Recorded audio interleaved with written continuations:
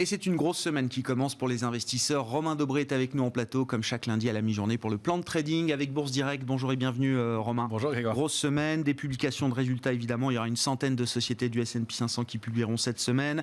De la macro avec l'emploi américain en fin de semaine. Et puis le bruit du moment avec le revenge trading des particuliers, notamment aux États-Unis. Est-ce que les marchés sont prêts à repartir de l'avant? Ça semble être en tout cas la tendance imprimée par les indices européens en ce début de semaine, Romain. Oui, ça semble être le cas. Aller franchir des plus hauts récents, je ne suis pas sûr encore. En revanche, on atteint des cibles graphiques intéressantes avec peu de pression baissière ou quasiment pas, 10 000 contrats futurs ouverts contre 5 610 points, jusqu'au point bas de 5 399 en clôture vendredi. Donc pas beaucoup de pression baissière, et même au cours de la baisse de 2% de vendredi, 6 000 contrats futurs détruits sur une position globale qui était à un peu moins de 300 000. Donc il n'y a pas de pression baissière, et même au contraire de la prise de bénéfices par les vendeurs qui déjà débouclent une partie des positions. On peut imaginer que le solde ou une bonne partie a été débouclé ce matin dans le rebond qu'on connaît en ce moment d'environ 1%. C'est un peu. Non mais Romain, on avait dit quoi? Baisse de 4 à 7%, c'est ça pour les indices européens? C'est à peu près ce qu'on a fait entre 5007 et 5004, grosso modo, pour le CAC. C'est 6,80, oui, je crois, pour le CAC. 6,80. Soyons précis. Et c'est des figures de retournement très propres, très précises. Ouais. On va le voir sur les autres indices. Mais c'est déjà le moment, vous dites, pour les vendeurs de se racheter. Et donc, ça veut dire qu'autour de 5004, on est tombé 5380 autour, je crois, sur le CAC 40 vendredi, là, sur cette baisse de 2%. C'était déjà des niveaux d'entrée ou des niveaux de rachat pour les positions vendeuses. Alors voilà, il faut le voir en deux temps. Je pense qu'il y a déjà, si on est vendeur, on se rachète, c'est bien de prendre du bénéfice. Il n'y a pas de figure de retournement dans l'immédiat, mais on est déjà en train de rebondir. On a rebondi déjà par 2 fois sur la zone basse. Il y a toujours de la protection, de la couverture dans les portefeuilles. Et puis on avait vu qu'en décembre dernier, c'était un niveau intéressant pour les investisseurs qui étaient intervenus assez rapidement dans cette zone-là. D'où la cible qu'on avait fixée et qui collait très bien avec cette figure de retournement baissière sur l'indice CAC 40. Donc on a un contexte, oui, qui est propice à probablement entrer sur le marché. Ce qui est nouveau sur ce niveau-là, c'est qu'il va falloir, à mon avis, faire beaucoup plus de sélectivité dans les dossiers, qu'on ne va pas tout acheter. On voit que c'est un peu lourd sur le secteur automobile. Les bancaires, ça patine aussi. Moi, j'étais assez intéressé par le secteur le trio Airbus, Safran, Thales. Je constate que ça a du mal un peu, ça patine, compte tenu des annonces qu'on vient de connaître aussi. Donc voilà, il va falloir sélectionner les dossiers, sélectionner les secteurs, et à l'intérieur des secteurs, faire de la discrimination aussi. On voit que, par exemple, le secteur, il y a un indice biotech européen qui baisse ce matin, qui fait partie des plus fortes baisses. Pourtant, il y a beaucoup d'activités sur les biotech ce matin. Il y a au moins 5 biotech ou medtech qui sont en hausse de plus de 10% à Paris ce matin. Donc il y a de l'intérêt, mais de l'intérêt ciblé. Et je crois que c'est là où il va commencer à faire vraiment du tri sur les valeurs. Bon. Stock picking, sélectivité, c'est le mot d'ordre pour l'instant qu'on tient pour cette année 2021. Si on regarde techniquement les grands indices, partons peut-être d'ailleurs de Wall Street, qui aura moins corrigé que les indices européens, qui semblent être prêts à repartir de l'avant. On voit les indices futurs qui sont positifs avant l'ouverture des marchés américains. Qu'est-ce qu'on peut dire là des grands indices US techniquement parlant, Romain? Alors si on regarde le Nasdaq, c'était intéressant de voir déjà la réaction sur la cible graphique qu'on s'était fixée la semaine dernière.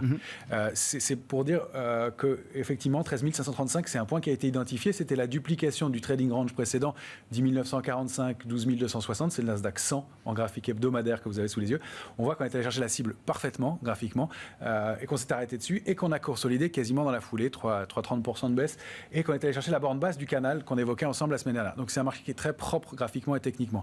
Ça veut dire qu'il y a plus de spéculation que beaucoup de fonds, même si globalement c'est soutenu et étayé avec du volume, je ne l'ai pas indiqué là.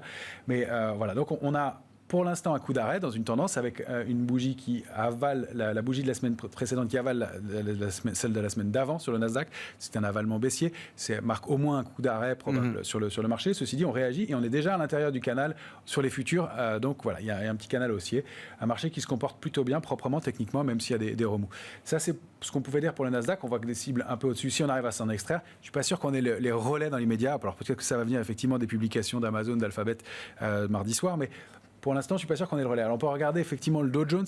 Là, on voit qu'on avait le haut du canal qu'on avait évoqué, le haut du canal de long terme. J'ai zoomé un peu plus cette fois-ci pour voir les niveaux de retracement possibles. On a buté pendant 3 semaines sur le haut de ce canal. C'est toujours un graphique hebdomadaire. Et puis, on a formé ce mouvement de correction. Enfin, cette purge, on a un peu crevé l'abcès. En fait, le marché avait du mal à trouver des relais. Il baisse. On a baissé avec du volume à Paris quand même. Donc, probablement, encore une fois, de la sélectivité sur les dossiers, c'est quand même un signe. Et je ne sais pas si on va pouvoir retrouver le relais pour aller chercher des nouveaux points hauts forts tout de suite. On est dans un contexte d'incertitude, mais on voit un marché qui se comporte de façon technique, encore une fois, graphiquement propre, saine. Donc vous avez les niveaux à l'écran, 29 880, on a réagi dessus assez fortement ce matin sur les futurs, sur le Dow Jones. On est déjà en dessous du 30 200 points, donc vraiment dans cette zone-là. Il y a déjà un peu d'intérêt, en tout cas des rachats de short. Donc on va voir comment se construit le marché, sélectionner, mais oui, ça semble être un niveau intéressant pour agir. Pas exclure la possibilité d'une baisse complémentaire, mais ça n'a pas l'air d'être le scénario. Il y a de l'intérêt, il y a du cash, et comme on l'avait évoqué, le mois de novembre l'accélération haussière du début novembre a été très brutale, et probablement beaucoup d'investisseurs sont prêts à rentrer, et on savait qu'il y a un consensus qui voulait acheter sur ce niveau-là, assez marqué, donc probablement des intérêts. Donc c'est probablement la même structure sur les marchés américains. Bon, le S&P 500, d'un mot peut-être, si on a le graphique aussi, oui, alors aussi le en horizon hebdomadaire. Pour vous montrer qu'il y a aussi une marge de correction importante, le S&P 500, lui, il a largement débordé son canal haussier que vous voyez en violet. Il est allé même chercher dépasser une oblique haussière encore plus importante et il est allé s'appuyer dessus. Il reste toujours très technique.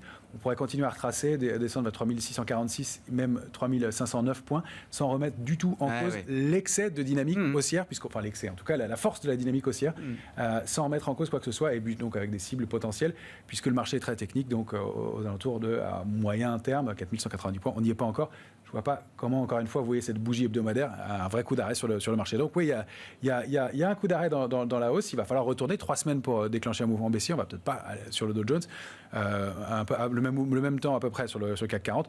Donc on va pas probablement aller chercher de nouveaux sommets immédiatement, mais on a des niveaux d'entrée qui semblent intéressants et un ratio risque-rendement qui est intéressant actuellement. Puisqu'on est sur les marchés américains, Romain, comment est-ce que vous intégrez dans votre analyse de marché le phénomène? Alors, moi j'appelle ça maintenant du revenge trading, c'est-à-dire puisque visiblement il y a quand même une ambition politique, ou en tout cas une ambition de mettre à mal certains grands fonds spéculatifs du marché à Wall Street. Ça semble être une des motivations de ces Reddit traders, comme on les appelle aux États-Unis désormais.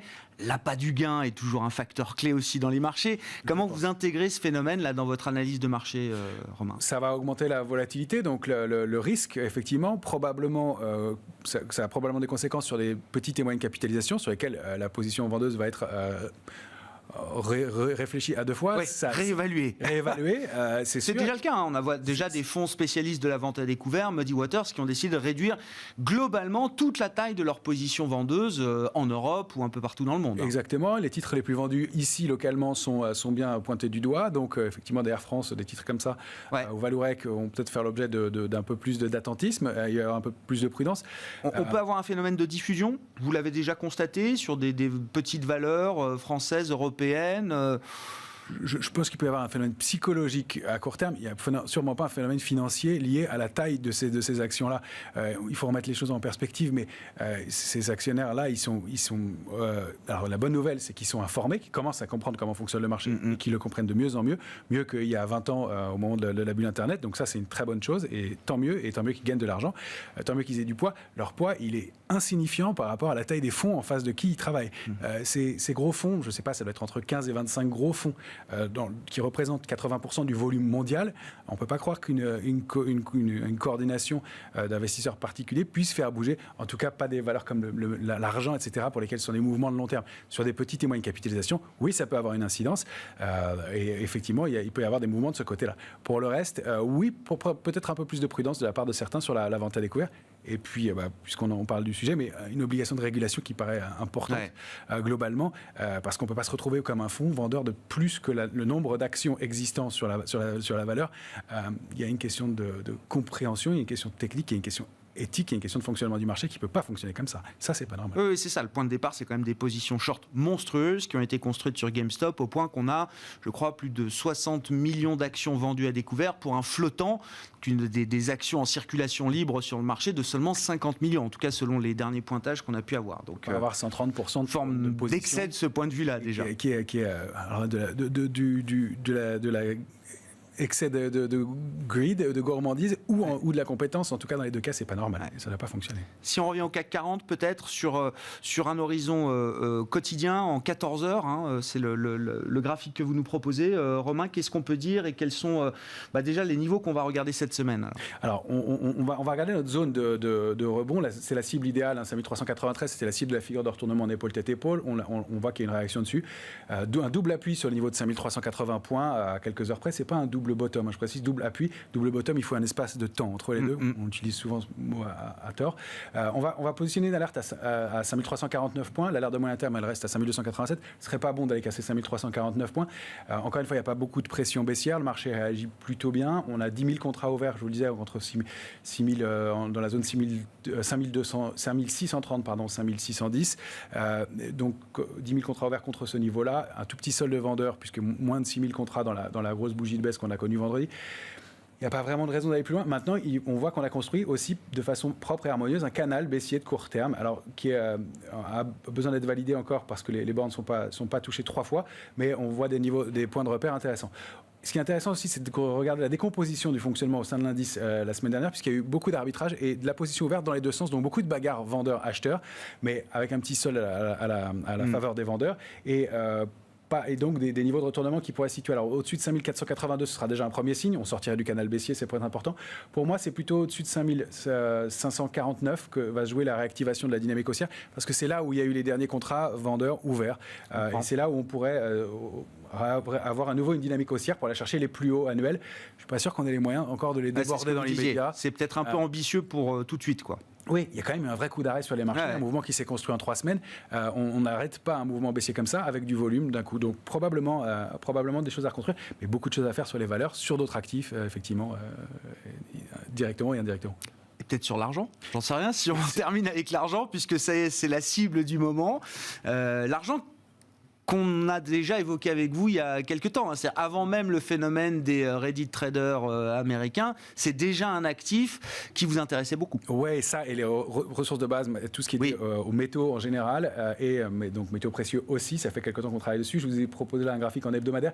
Il est très dézoomé pour qu'on voit jusqu'où était l'argent et encore, il était à plus de $50 l'once en 2011.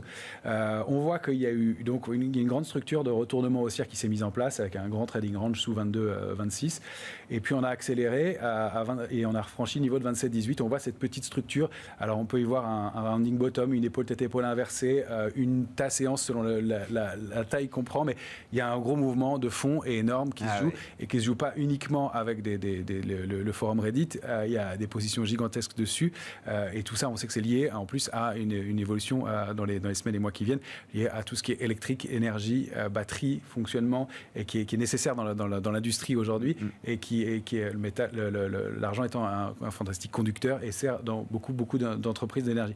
Donc il y a un gros mouvement, il y a une accélération haussière, on est allé toucher 29, on a accéléré, on a consolidé largement, on est redescendu à 22,66 et là on franchit cette petite oblique avec une cible graphique qui est au moins à 35,08 à moyen terme. On est autour de 30 là au moment. Et là on est autour de 30 qui est un niveau psychologique et un seuil de résistance que je n'ai pas indiqué là pour simplifier le graphique, ne pas le rendre trop lourd et sur lequel on voit qu'on prend déjà un petit peu de bénéfice. Donc, si ce gros mouvement de fond existe, en tout cas, certains prennent déjà du bénéfice dessus.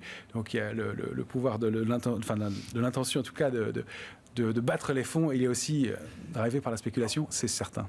Et puis, il y a des fonds qui sont à la vente, il y a aussi beaucoup de fonds qui sont longs, notamment sur l'or. On sait que Citadel, par exemple, qui est un des fonds spéculatifs dont le nom circule beaucoup en ce moment, est à l'achat sur l'or. Ils détiennent une position importante sur l'argent, qui s'envole de 10% aujourd'hui. Merci beaucoup, Romain. Romain Debré avec nous chaque lundi à la mi-journée dans Smart Bourse pour le plan de trading avec Bourse Direct.